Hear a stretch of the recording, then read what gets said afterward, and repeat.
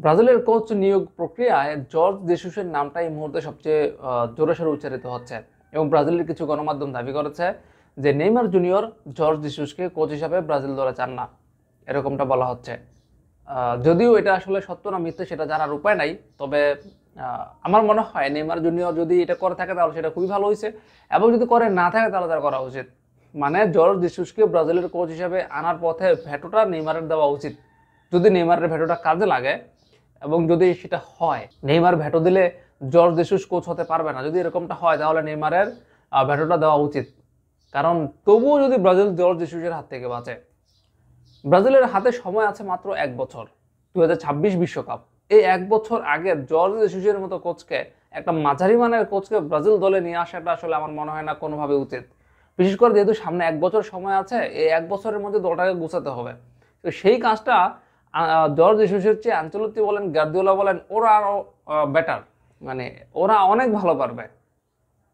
যার কারণে তাছাড়া যদি আপনি প্রতিযোগিতাগুলো চিন্তা করেন যে জর্জ জেসুস কোন লেভেলের প্রতিযোগিতার মধ্যে প্রতিদ্বন্দ্বিতা করেছে, আর আনচেলত্তি গার্দিওলারা তাদের পুরো ক্যারিয়ার জুড়ে কি ধরনের প্রতিযোগিতাগুলোতে তারা ছিল, ওভারঅল যদি চিন্তা করা হয় তাহলে সেখানে কিন্তু আনচেলত্তি এবং গার্দিওলার সঙ্গে আসলে জর্জ জেসুসের কোনো তুলনায় করা উচিত না।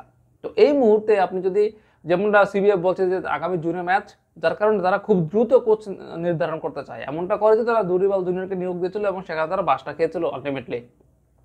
কারণ আরেকটু সময় নিলে কিন্তু আরেকটু ভালো কোচ তারা নিয়োগ দিতে পারতো। তো সেই সময়টা না নিয়ে তারা বেশি সময় দিতে চেয়েছিল কোচকে, সেই বেশি সময় দিতে গিয়ে এখন আবার কোচ বরখাস্ত করতে হচ্ছে, মানে 1 বছর আগে এখন কোচটা বরখাস্ত করতে হচ্ছে।